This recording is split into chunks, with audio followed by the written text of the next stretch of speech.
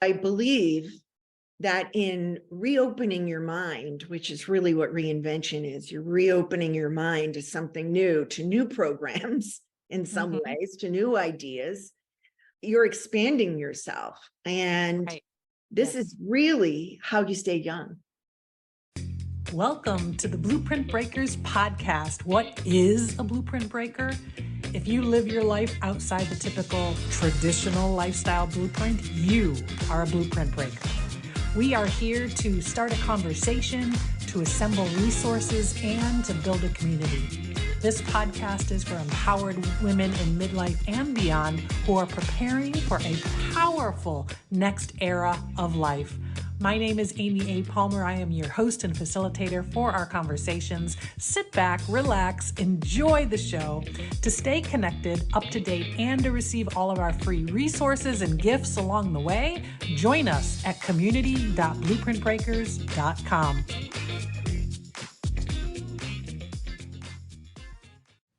Staying young as a rebel leader. What does a full and dynamic life look like when you don't follow a traditional path? That's exactly what we talk about in today's episode with Karin Bellantoni. We cover a full range of topics as I just wanted to learn more about her life and all of the things that she's experienced. And obviously we just barely scratched the surface. This is one of those episodes. It's very in-depth. Our conversation was almost an hour. We get into a lot of very personal topics, but this is one of those episodes that you're going to want to listen back to multiple times. As I have listened to it repeatedly as I prepared for broadcast, I would just, my heart filled. There's so many pearls of wisdom and learnings and details in Karin's story and the things that she's learned and things that I know to be true and things that I'm just in the process of discovering, that I know that there's so many women out there that need many of these lessons. So if that's not enough to intrigue you to listen, it's an absolutely captivating story. I'll share with you Karin's bio, but she's so much more than her bio. Karin Bellantoni is a growth strategist and executive coach. Karin works with CEOs to develop their leadership teams and rising stars.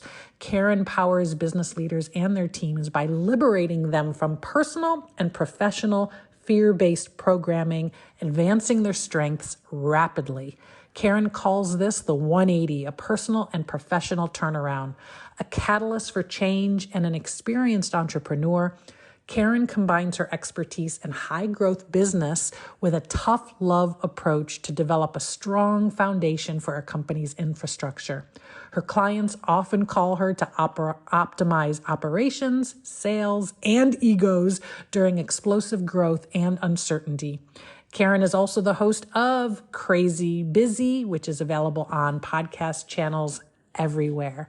So I hope you enjoy this conversation. Drop me a line, amy@amyapalmer.com.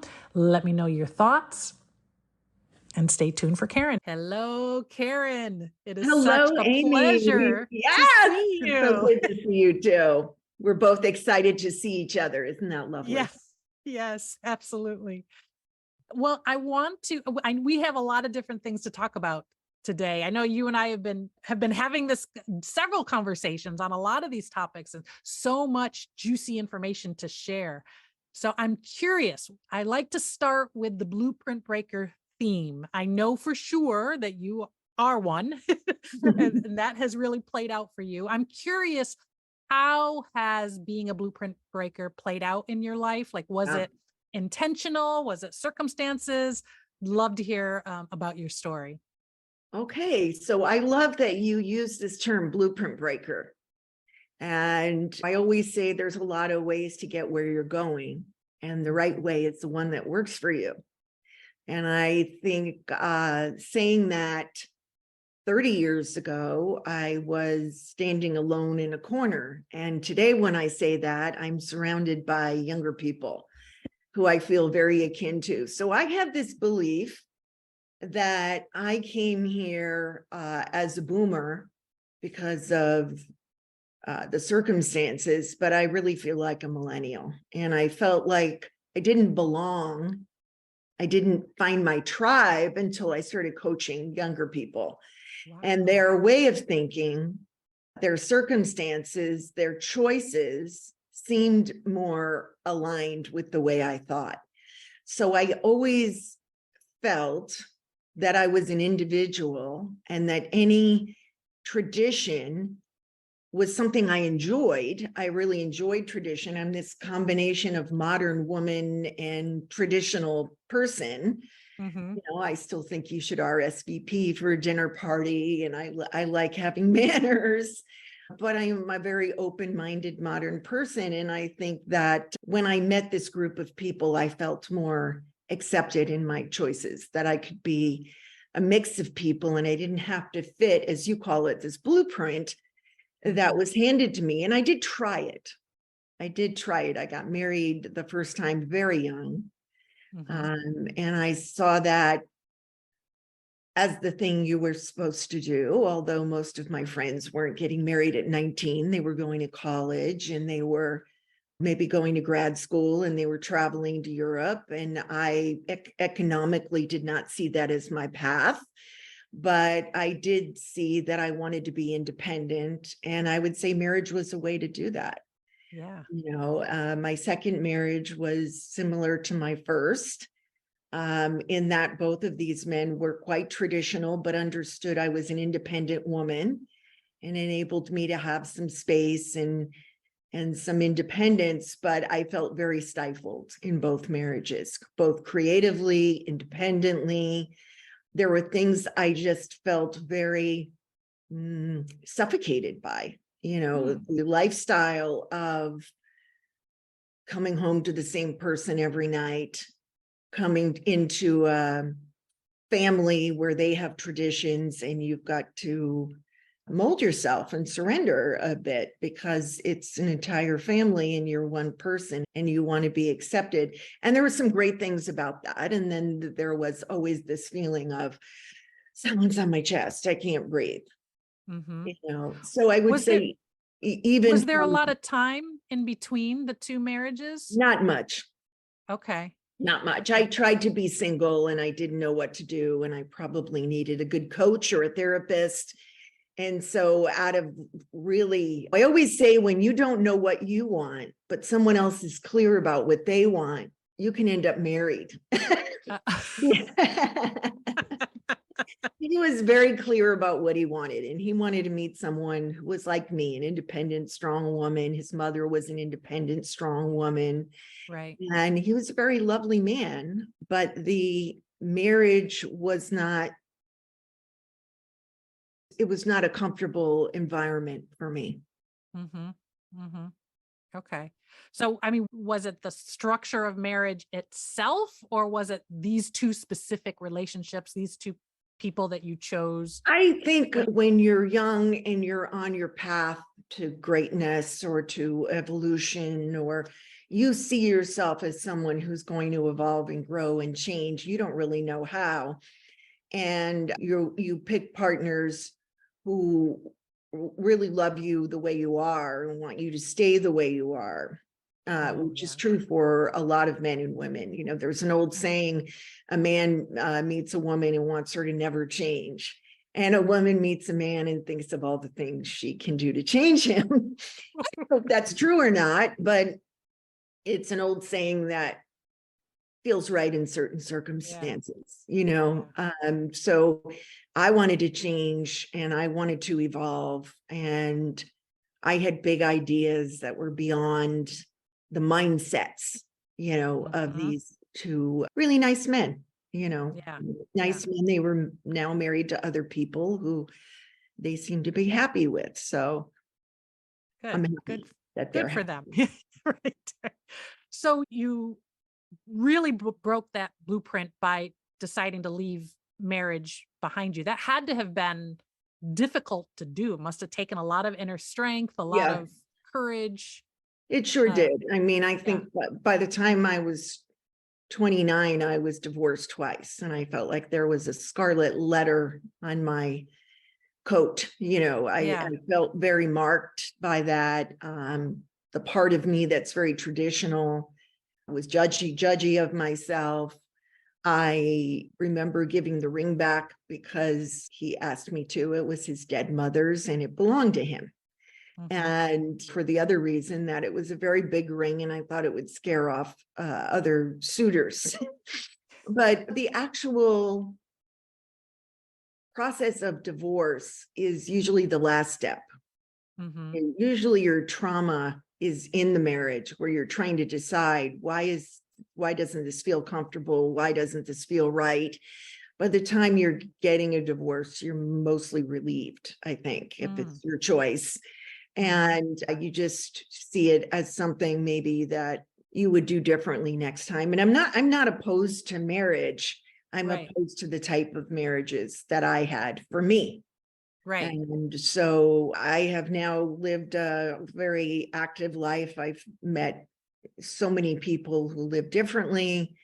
And I see that most of the happiest marriages are where people don't spend every night together, where they have Right. separate lives and they come together and they have time away from each other, where they miss each other and they become less predictable to one another. And in that way, they're able to help each other grow. Yeah. Yeah, that makes sense.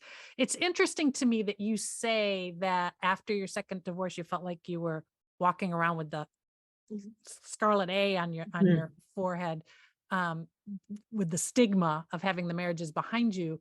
When I was that age, I felt the same way at my late 20s, early 30s, still very, very young, as we know.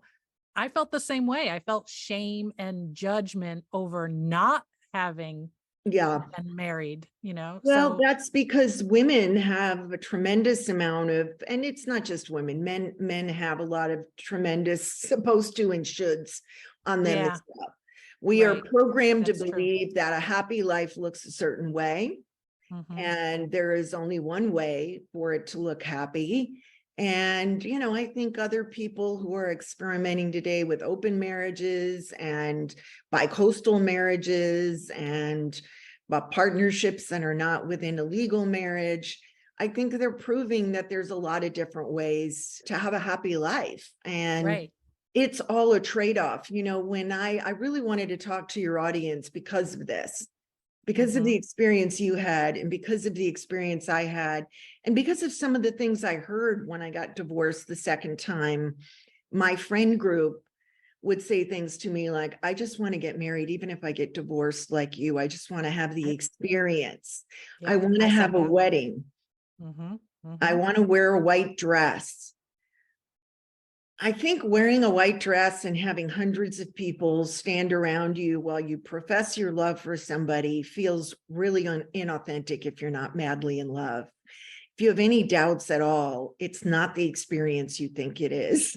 It's actually incredibly, inauthentic and uncomfortable. And so I would say to these friends, listen, focus on what you do have, Yeah. because my generation grew up with the Anjali commercial. Yep. Can put the wash on the line, feed the kids, get dressed, pass out the kisses, and get to work by 5 and 9. 'Cause I'm a woman, Anjali. Give her Ajoli, the 8-hour perfume for the 24-hour woman. I can bring home the bacon, Anjali. Fry it up in a pan, Anjali. And never, never, never let you forget you're a man. 'Cause I'm a woman. Ajoli, the 8-hour perfume for your 24-hour woman. Do you remember this commercial? I do. I was very young, but I remember Yes. it. See, so I remember looking at this commercial on the television and thinking, yeah, oh yeah, I can bring home the bacon, fry it up in a pan, and never let him forget he's a man. I've used it for a talk I do on feminine leadership. Mhm. And the young women in the room are so appalled that they kind of spasm between hysterical laughing and just shock that Mhm. this is what our programming was. We Oh, could do yeah. it all and we could have it all. And I really figured out a long time ago, you might be able to do it all and have it all, but you can't do it at the same time. Right. You cannot do it at the same time. I tell my clients there are 4 burners on the oven, and one of them has to be to rest the hot pan, right? Yeah. That's for you. And Uh-huh. the other 3 can be your career, your kids, and maybe your husband, right? So your family's going to lose out a little bit when your kids are little, unless they live nearby, or your career is going to lose out a little bit if you're raising your kids and you have a very busy family life and you want to give time to your spouse. You just really can't divide yourself among 6 or 7 things and think you're going to do them all well. And I think what I've heard from a lot of women is this focus on what they don't have, Yeah. the fear of missing out, the noticing what other people have. I remember 20 years ago when I was living here in Laguna, and most of my friends were stay-at-home moms, or they worked in the art business, and they had spouses who took care of things financially. And I had other things in common with these gals, but career wasn't one of them. And I remember one gal coming by as I was unpacking from a trip to Cleveland, Ohio, and repacking for a trip to Dallas, Texas.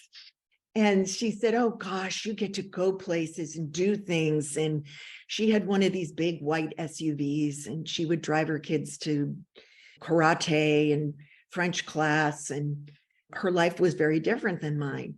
And I thought, this isn't what you should be envious of. Like, going to Cleveland and going to Dallas on business is not as sexy as it sounds. And you have these 2 beautiful kids, and that's what you chose. And this is what I chose.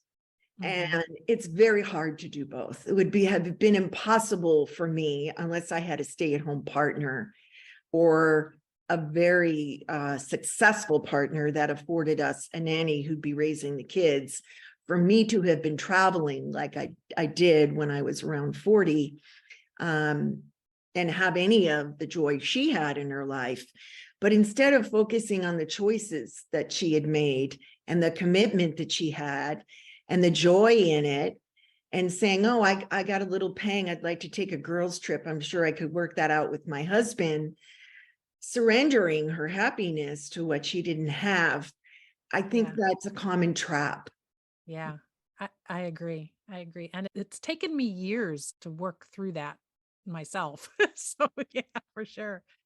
So as you entered your 30s into your 40s, do you mind me asking about your choices and decisions around motherhood and children and things like that?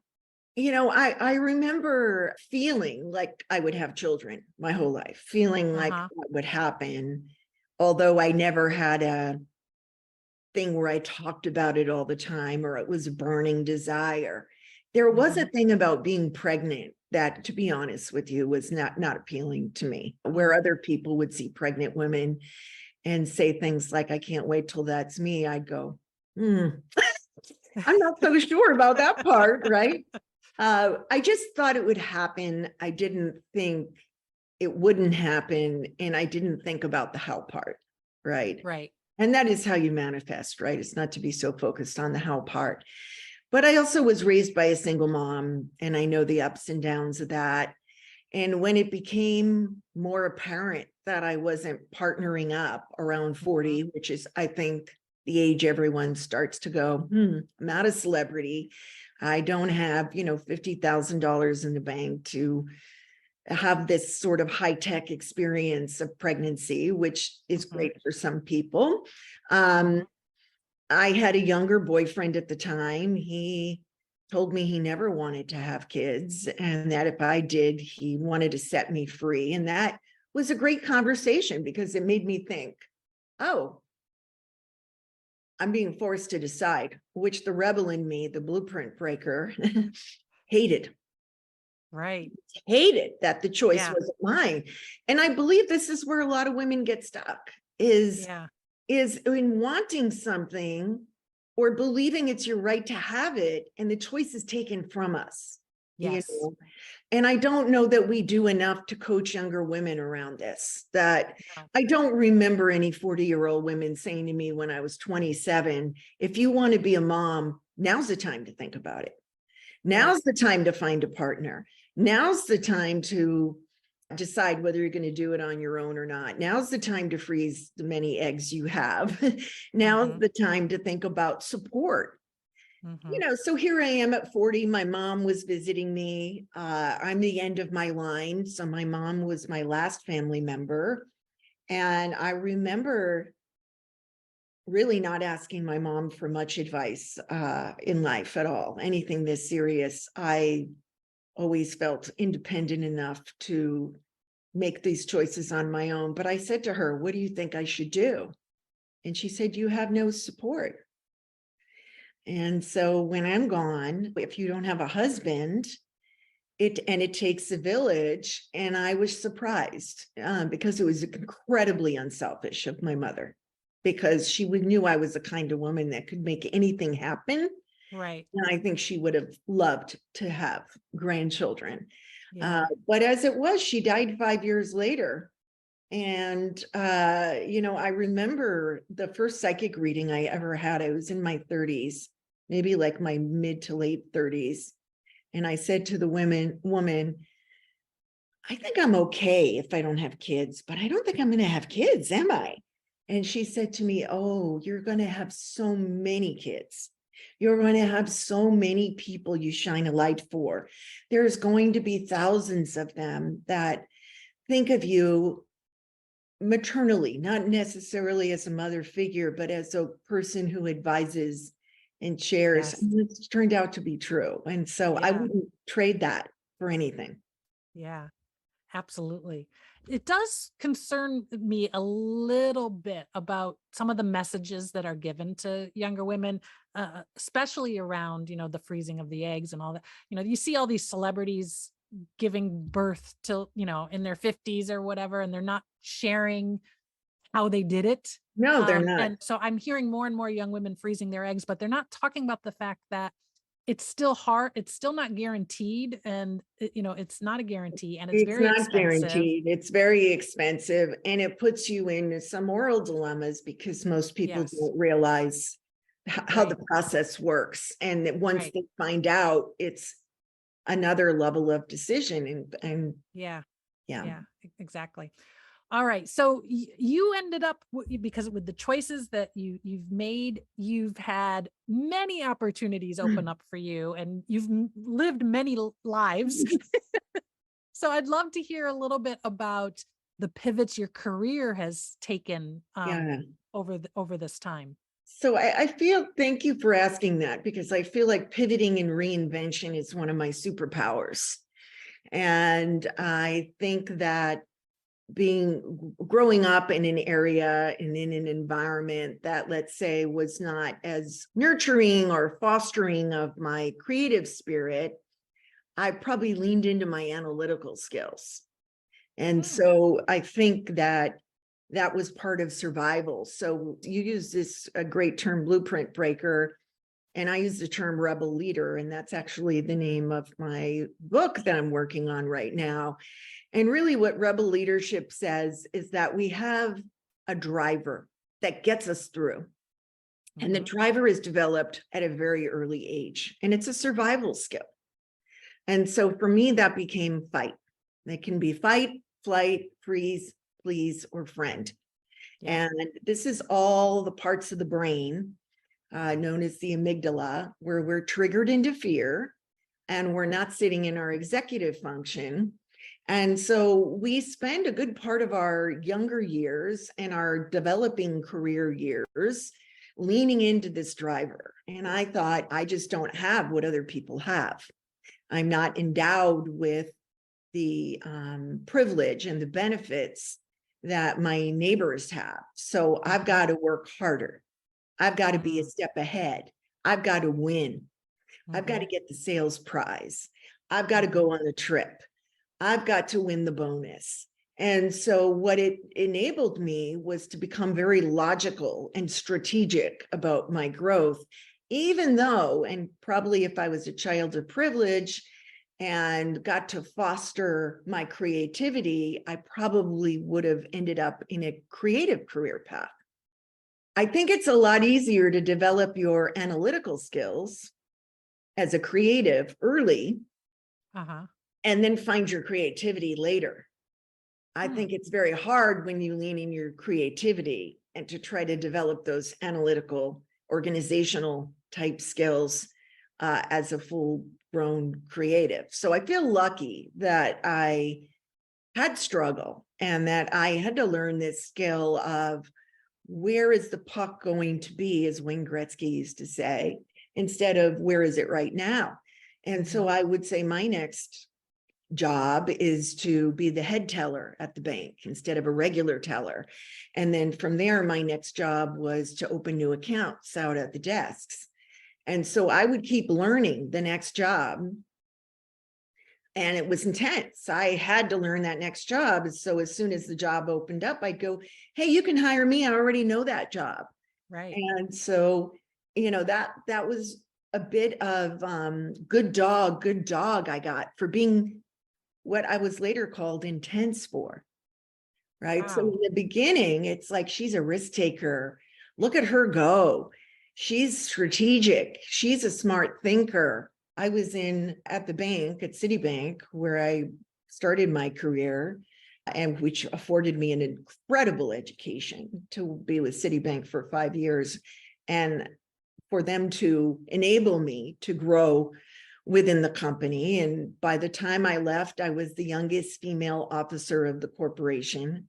I was running a $60 million business for them in South Flushing, Queens, which was the #1 presidential complaint branch in the New York banking division, meaning more people took the time to write a letter. And back then, Right. You had to write a letter and you mail wrote a it. letter on a typewriter with carbon Right. paper and Right. whiteout, right? So Right. more people took the time to complain to the president of the bank from that branch than any other. And they stuck a kid, 22-year-old kid, who basically had leapfrogged her own career and impressed the big hotshots by going through 4 bank robberies. 3 of them were deadly weapon, right? One was a grenade that was thrown at me. 2 were hostile takeovers of the bank with 6 guys with AK-47 shotguns. Oh my God.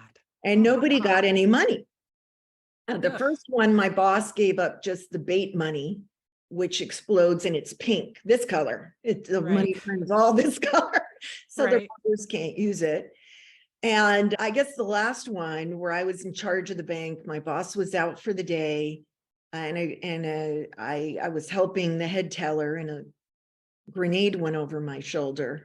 Oh my I thought it God. was a toy. I thought a kid threw a toy because there was no glass.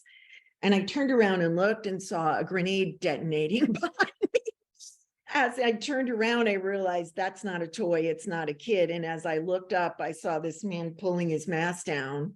He was about 4 feet away from me on the other side of the counter. The teller I was helping collapsed and started hyperventilating. I could feel her breath on my ankle.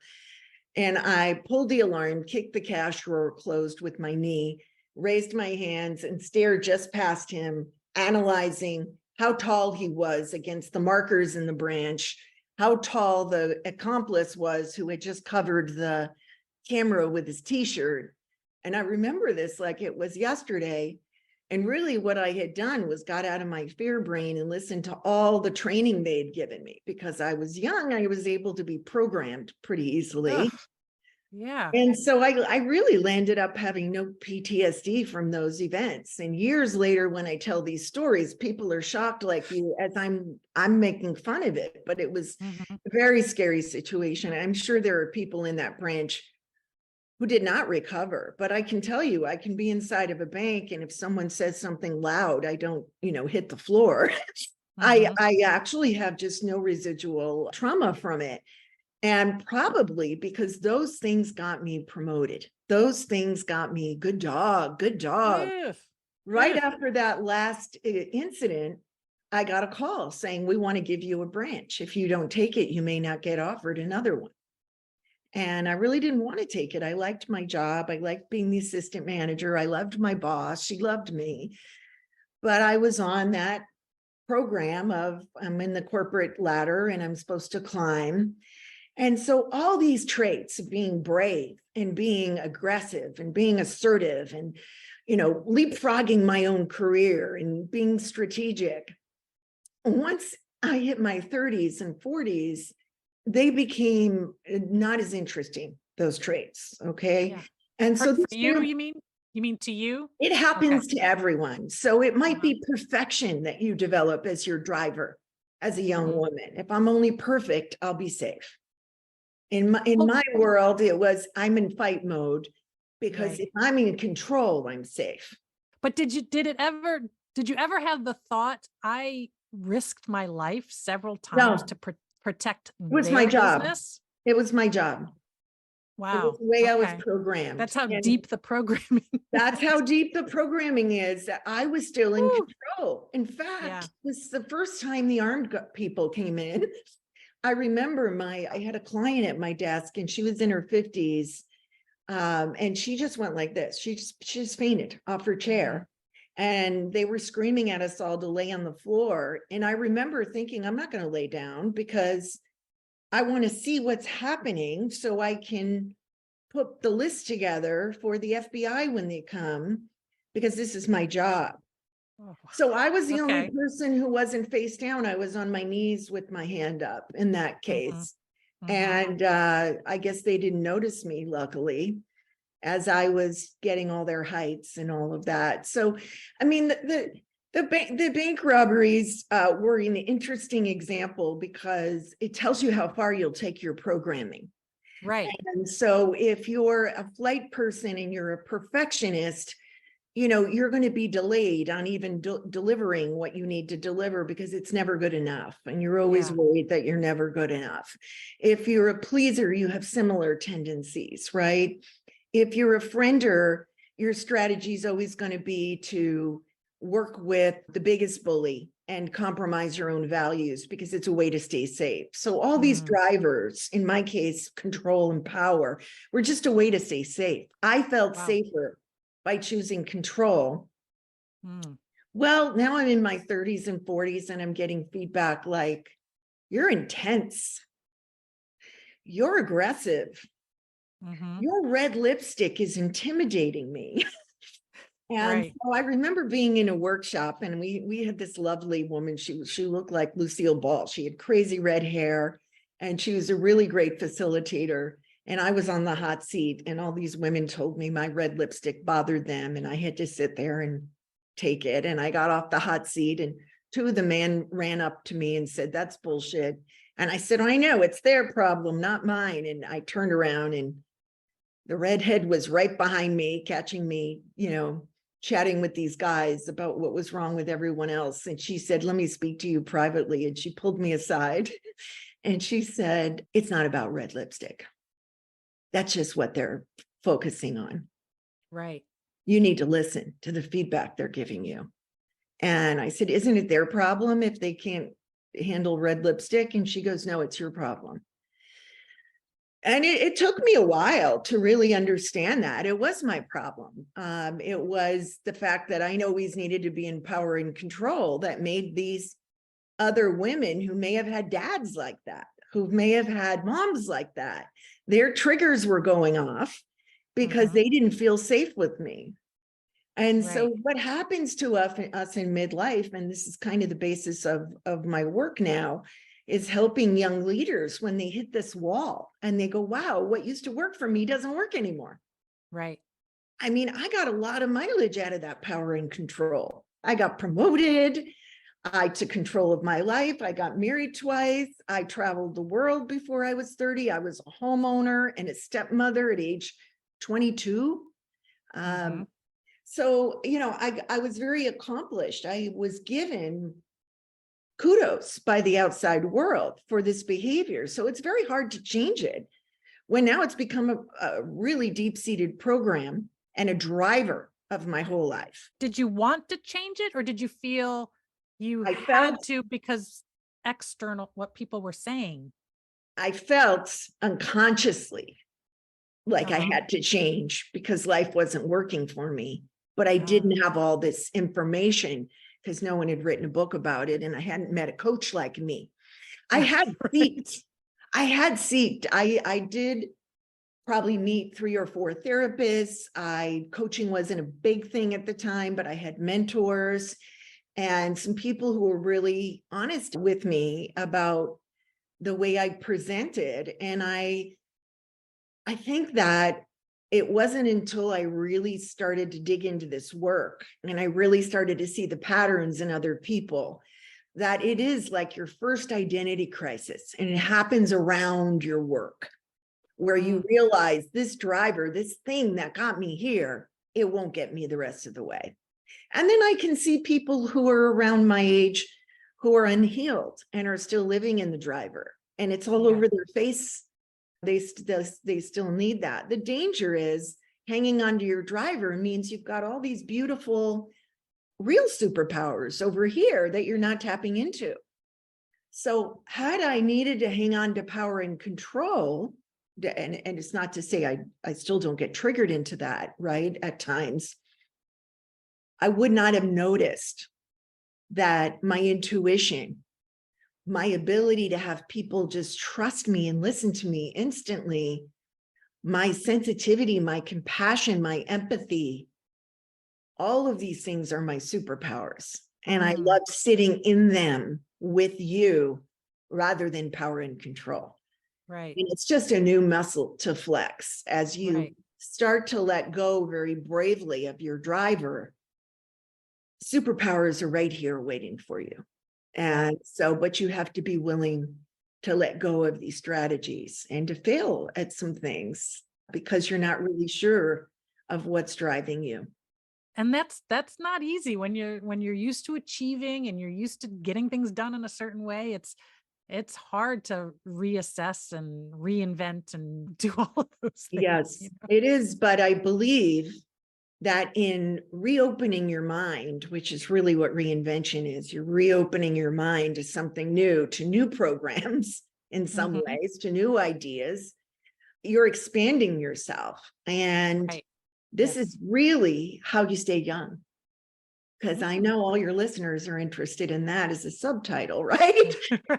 How do we stay youthful? We don't say, oh, the best music was in the 80s. I mean, after Boy George, there really wasn't a good song, right? We don't say that.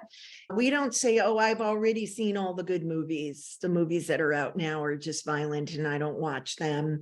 We don't say I stopped learning. So, to continue to expand, to continue to grow means there's so many more possibilities for you. And this is what I love about millennial generation. They're showing us we don't need to pick a career and stay for the gold watch and 50-year anniversary. My mother was a legal secretary for 50 years. 50 years. She didn't think she reinvented herself, but when she started, it was stenography and a typewriter. I remember when they got mag cards, and these were like computer chips that went into typewriters so you could save some of what you typed. And then they got computers. It was a huge deal. Then they went from WordPerfect to Word, Microsoft Word. And I remember her having to learn a new program in her 50s. And the law firm provided a lot of support and training. But I'd be like, every time you learn one of these new things, you're an expanded version of yourself.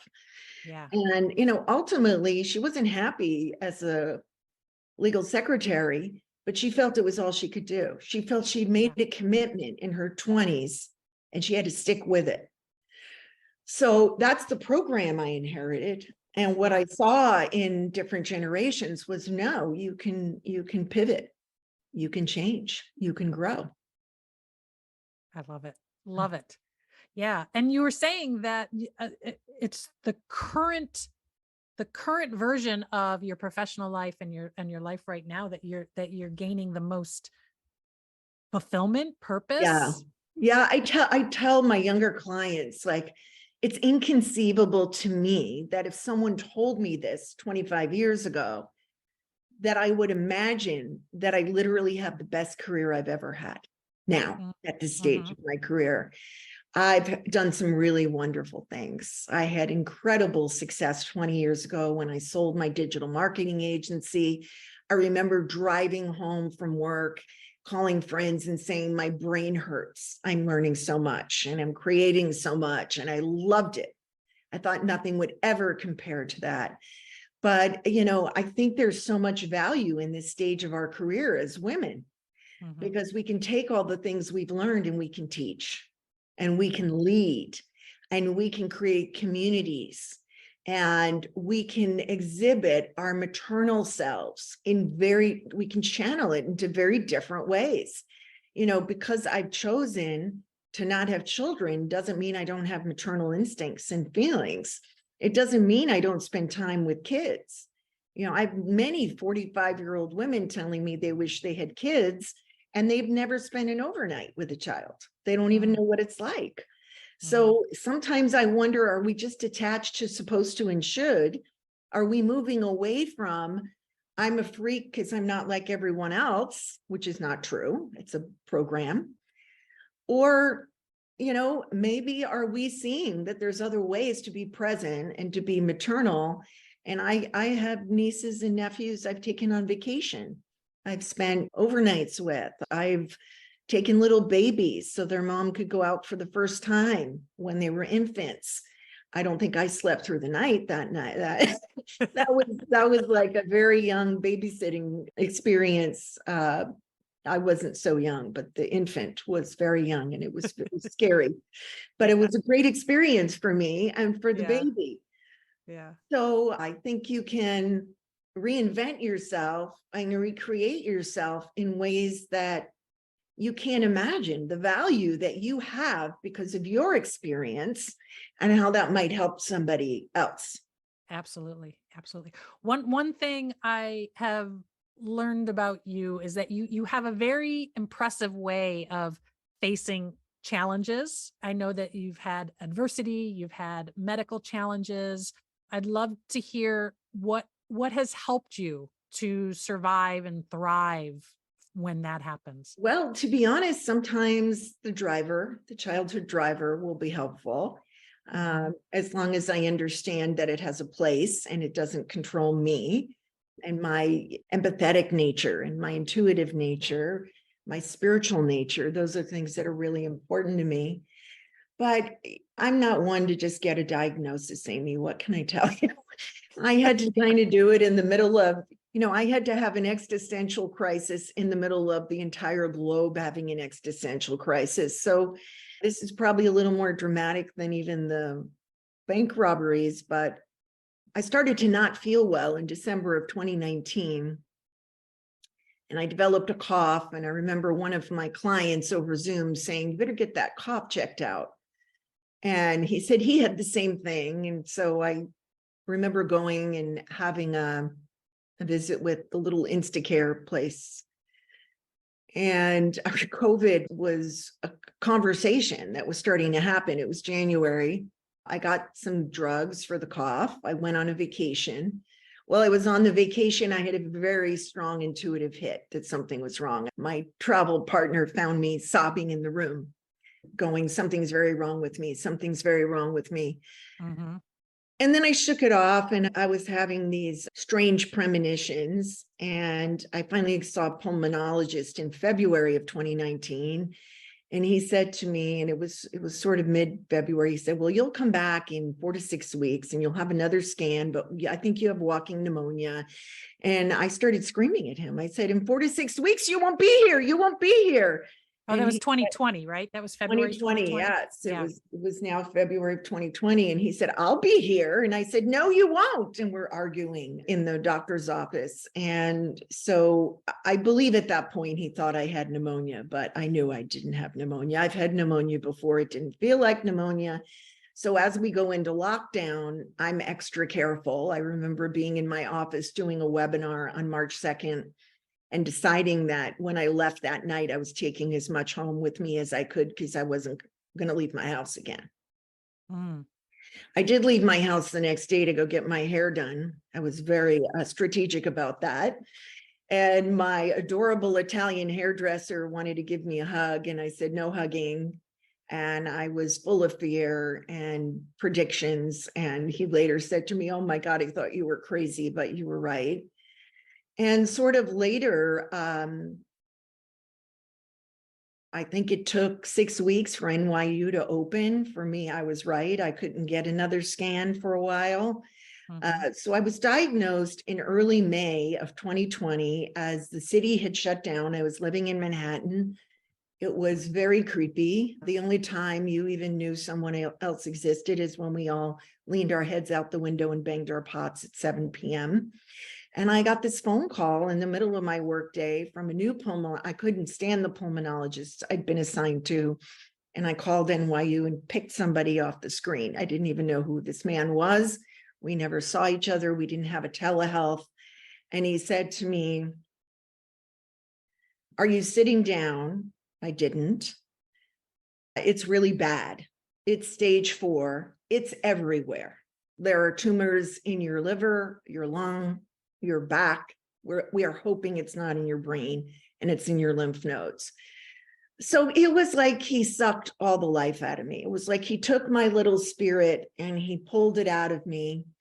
And I think I've only had that feeling getting a call in the middle of the night that I had a loss similar, where you go into a stunned state. And it was so uncomfortable for my spirit to not be in my body. And I just remember this feeling that some part of me took over. And the part of me that took over was my 13-year-old rebel leader self, who was clearly in fight mode. And she said to him, as I came to, he was still, we're 6 minutes into this horrible conversation where he doesn't say, "Would you like to have a friend dial in?" And I realize this is so non-traditional. Nobody wants to give somebody news like this over the phone. But I had a client right afterwards. It was pretty hairy. And I remember thinking I wasn't going to come back. Like I was separate from my body and I needed to come back. And I felt this 13-year-old version of me say to him, as I hear him cross-selling me on his doctor friend, he says, "I know you probably want to go to Sloan Kettering, like people fly in from all around the world. If you're in New York and you have a cancer diagnosis, that's where you go. But my friend, Dr. Lee, he can really help you." And I felt this ick, like, oh my God, this guy's selling me on his NYU friend because I'm an expensive customer.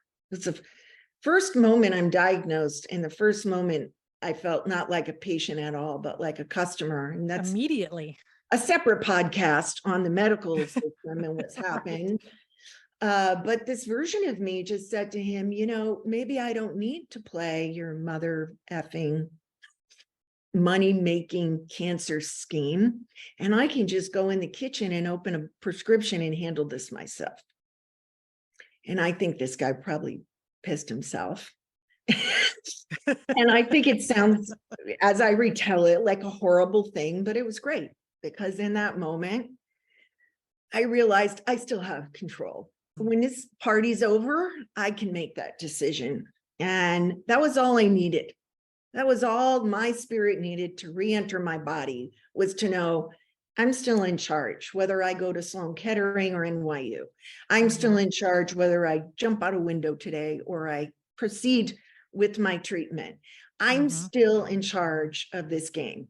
And that level of power, that had to come from that early driver and that way that I led my life. If it's to be, it's up to me. If it's to be, it's up to me. So, from that moment on, I chose Sloan Kettering. I chose a top doctor. I chose alternative therapy. And here I sit, it's over 3 years after my diagnosis. I've had no chemotherapy.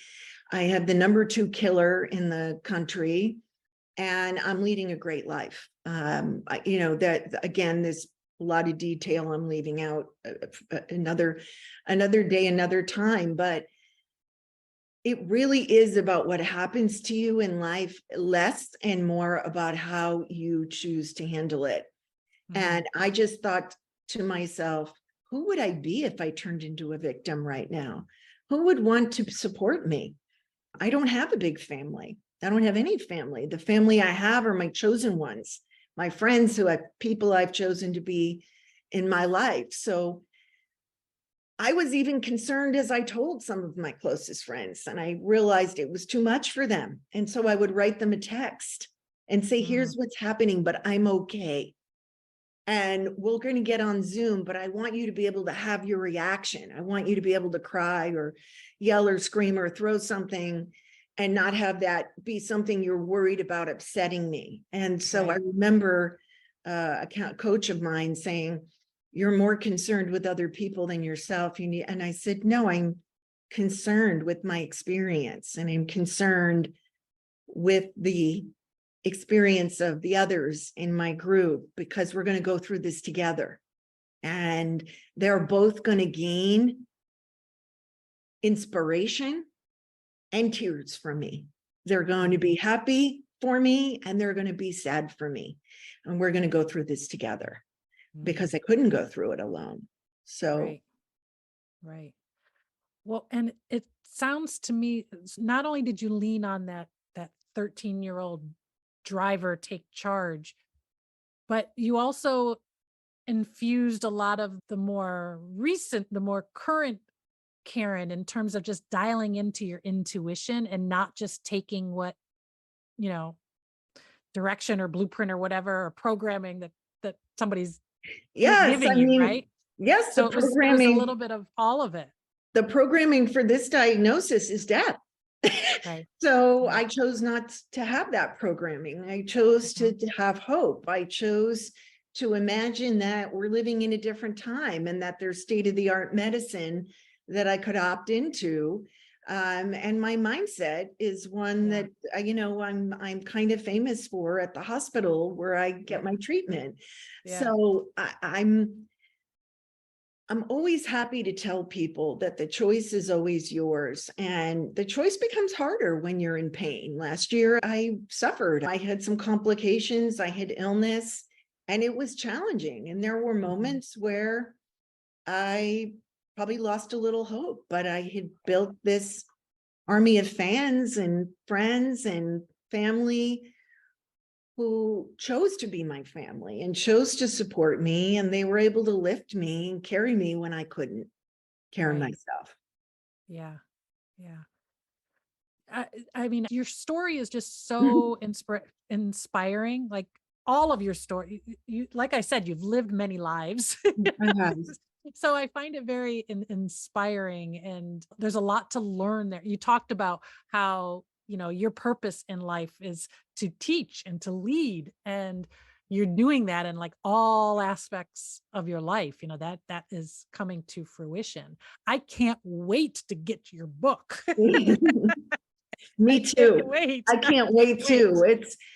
People talk about writing a book, and they don't often talk about how difficult it is. It's very difficult. Recently, someone said to me, so what do you have, writer's block? What's the problem? And I appreciated the question, and I said, no, you know what it's like when you see yourself on video or you hear yourself on audio. And she said, oh God, I can't stand that. And I said, yeah, that's it. That's my story on paper. It's going to be inked. It's going to be put up there. It's hard to wrestle with what's important for people to know, what's not important for people to know. I don't have the objectivity when you say my story is inspiring. I feel that's true, and I know that's true, but I think of all these other people who've inspired me, and I think they're more inspiring. And that's part of the comparison that doesn't make sense, If I'm able to impact and show inspiration even to my doctors and my young clients and my contemporaries, women like yourself who are out there working with what has come for them, then I'm very, very happy, and I receive that, and I'm grateful. Yeah. So where can people find you if they want to learn more about what you do? How can we find you? Well, I'm sure you're going to put it in the show notes because it's a lot to spell, but I'm at KarinBellantoni.com. Okay. That's my website. It's also my Twitter handle at Karin Bellantoni. I'm on LinkedIn. I can have you sign up for my mailing list where I put out a short blog every month on a mindset approach that seems to be helpful for a lot of people. It's interesting. I also have a podcast called Crazy Busy, Yeah. I'm not running the podcast anymore, but there's some beautiful evergreen content on there about Yes. how not to be crazy busy, how we landed up in this problem to begin with. Mhm. And so a lot of people find it helpful. They're done in a way where if you listen to the first one first, and they're in short monologues from me. In the last season, I interviewed women who are doing the things that I recommend in order to be successful. If you listen in order, it'll feel like I'm coaching you, and it's free content. So it's a great way Yep. to work with me without having to create an expense for yourself. And I feel the best is yet to come, Amy. The best is yet to come, because I think as women, when we stay relevant and plugged in and we don't resist change and we have experience and knowledge, there's no one better than us. Mm. There's no one better. And I hear people who are my age saying, well, how did you get into this? How many years of school? How many this? They're trying to quantify or think about the things they need to do. And it isn't about doing, it's about being. It's really about being yourself, feeling safe to be yourself, to surround yourself with people that fuel that and don't tell you you can't because you're too old or you're too this, or you're too that, because there is nothing like a powerful woman who is comfortable with herself, who is happy with herself, and who wants to share. There is nothing like that for everyone else. So I encourage Amen. your listeners to really own your power, be yourself, and find that thing about you that other people really dig, that you can teach and share. And it doesn't have to be your career. It can be your side hustle. It can be your volunteer work. It can be your later in life book you write. But I think that women who've been through life, who've been programmed by the nuclear family concept, who have broken those molds, are very valuable to younger people and to other women like them. And I don't know that we're doing enough to support each other. So I thank you for creating a space with your podcast to help other women understand we're not alone. That is the perfect message and summary for the listener. I mean, I just love every piece of that. Thank you so much, Karin, for everything that you've shared, everything that you do, the way that you give back. I've really enjoyed our conversation today. Thank you. I've enjoyed it too. It's really the first time I've told that story publicly. So yeah. We're honored. And I think you can tell your story when the heat's off of it, and the heat's off of it. Yeah. The heat's Good. off of it anyway. Thank you. Yes. Thank you for joining me for today's episode of the Blueprint Breakers podcast, Staying Young as a Rebel Leader. And a special thank you to Karin Bellantoni. Thank you, Karin. Thank you so much for sharing your story and for opening your heart for all of us. I would also like to quickly share my disclaimer. I'm not a therapist, doctor, lawyer, financial advisor. This podcast is for your entertainment and information only. I encourage you to take what I share here as a launching point to discover what is right for you. And thank you to you, the listener. If you haven't gone in and rated and reviewed this podcast on Apple Podcast or wherever you listen, please do so. It makes a huge difference. And thank you for sharing this episode with your friends.